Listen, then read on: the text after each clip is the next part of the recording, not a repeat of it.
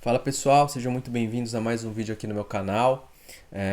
Vou ter um recado rápido antes de entrar no tema aqui. O recado é, se você ao chegar ao final desse vídeo gostar do que eu estou trazendo aqui, por favor curta, compartilhe este conteúdo, porque é isso que vai fazer com que o YouTube entenda que esse conteúdo tem uma importância e ele passe a mostrar isso para mais pessoas, ok?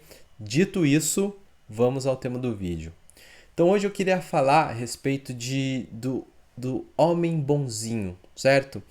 Se a gente for separar os homens em certos estereótipos para que a gente possa se debruçar sobre certos comportamentos masculinos, a gente vai dar de cara com alguns tipos e um desses tipos é o homem bonzinho.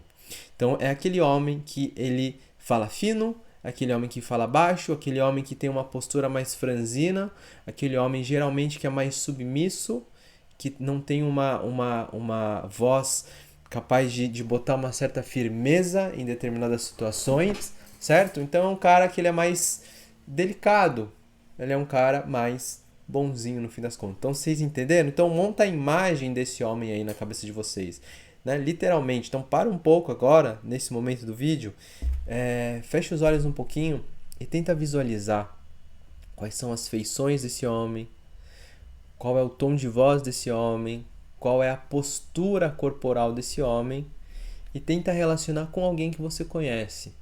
Algum homem que seja bonzinho, alguém do trabalho, alguém da sua família. E é sobre este homem que nós vamos falar aqui hoje, certo? Esse homem, num primeiro momento, ele pode se parecer um cara muito inofensivo, mas eu queria trazer um olhar um pouco diferente sobre esse cara, ok? Um homem bonzinho, no fim das contas, ele pode ser um homem muito fraco, fraco moralmente falando, tá? Vamos lá, eu vou prosseguir, Isso pode parecer um pouco estranho para muitos de vocês, mas eu vou prosseguir. Você percebe que existe uma fraqueza nesse homem em diversos aspectos. Uma fraqueza de voz, ou seja, uma voz que não se coloca, uma voz que não se projeta, uma voz diminuída, uma voz com baixo volume, uma voz um pouco mais fina em alguns casos, não em todos, tá? Mas em alguns casos. Uma voz que não ocupa espaço aonde ele vai. Beleza. Existe uma composição corporal que também mostra uma certa fraqueza.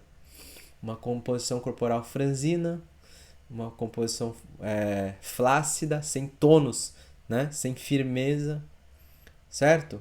Então, e uma postura corporal geralmente mais desajeitada, uma postura corporal com ombros um pouco mais para dentro, mais corcunda, né? Uma postura, enfim, desajeitada mesmo, certo? Percebam que tudo isso tira desse homem alguns poderes, tá? Alguns poderes, isso mesmo. Então, uma voz que não se projeta, uma postura, um certo porte físico que não tem uma presença, ele perde poder de ação no mundo, de alguma forma, certo? De alguma forma, tá? Não estou considerando aspectos intelectuais aqui que vão ter um ganho de poder, inclusive muitos desses homens vão ganhar espaço a partir de uma certa intelectualidade, por exemplo. Tá? É uma possibilidade, é uma possibilidade. Eu estou falando desses aspectos um pouco mais simbólicos da masculinidade. Aspectos em que você bate o olho e aquilo já desencadeia uma série de associações a respeito do que aquela presença, do que aquele tom de voz, do que aquele porte físico evoca culturalmente, enfim, dentro do nosso imaginário. Beleza? Então, esta falta de força, esta falta de poder, ela tem um certo perigo. Por quê? Por quê? Porque existe no ser humano uma necessidade de imprimir na vida um pouco de si, um tanto de si. Não vou colocar um pouco, um tanto de si. Existe uma necessidade de eu chegar aqui no meu consultório e poder dar a cara do que eu sou neste ambiente, neste consultório. Eu preciso chegar na minha casa e poder olhar para aquela casa e poder falar: essa casa é minha. Essa casa tem um tanto de mim. Seja na decoração, seja porque eu comprei essa casa, seja porque, enfim, por outros motivos. Certo? Então, reparem este movimento interno humano de querer projetar na realidade algo de si, tá? Isso vai se dar de diversas formas. Uma das formas da gente poder fazer isso é através de uma certa firmeza. Uma firmeza na nossa capacidade de negociar. Uma firmeza na nossa capacidade de impor limites. De dizer, isto eu quero, isto eu não quero. E isso passa pelo tom de voz que a gente usa.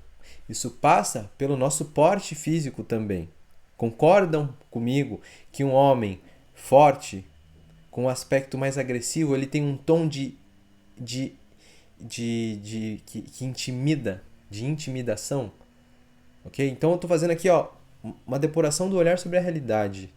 Tá? Um homem com um aspecto mais agressivo, ele intimida mais. Óbvio. Ele denota força. Este homem, ele só o fato da sua presença estar ali já tem um efeito sobre a realidade. Ele já exerce algum certo tipo de poder. Poder no sentido de ele tem certas possibilidades que outros homens sem esse porte não têm. Tá ok? Entendam isso, tá? Sem fazer julgamento histérico e apressado de valor, observem a realidade como ela se apresenta. Ponto. Ok? Beleza. Então, certos poderes se perdem com essa fraqueza. Tá? E aí vem um lance. Se existe uma necessidade humana de imprimir esse poder, isso vai se dar de alguma forma. Para alguns homens, como eu falei, não vai se dar no campo da força, não vai se dar no campo da firmeza, vai se dar no campo intelectual, como eu falei. Mas existe uma característica muito comum em homens fracos, que é uma agressividade velada, um passivo agressivo, um certo tipo de abuso por parte desse tipo de homem, tá?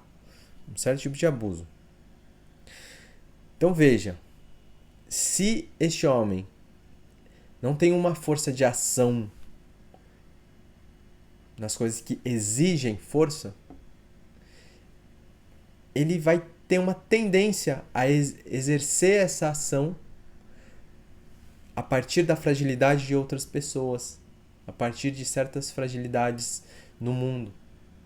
Porque, óbvio, a partir, né, de circunstâncias mais frágeis, ele se torna mais forte, por comparação, entende? Então, é um homem que ele vai ser mais abusivo, de uma forma muito velada.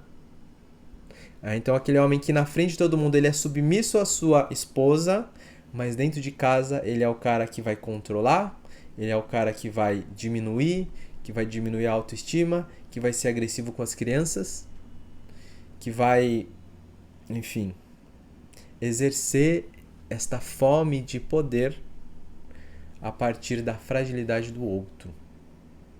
Certo? E homens fracos são muito bons nisso.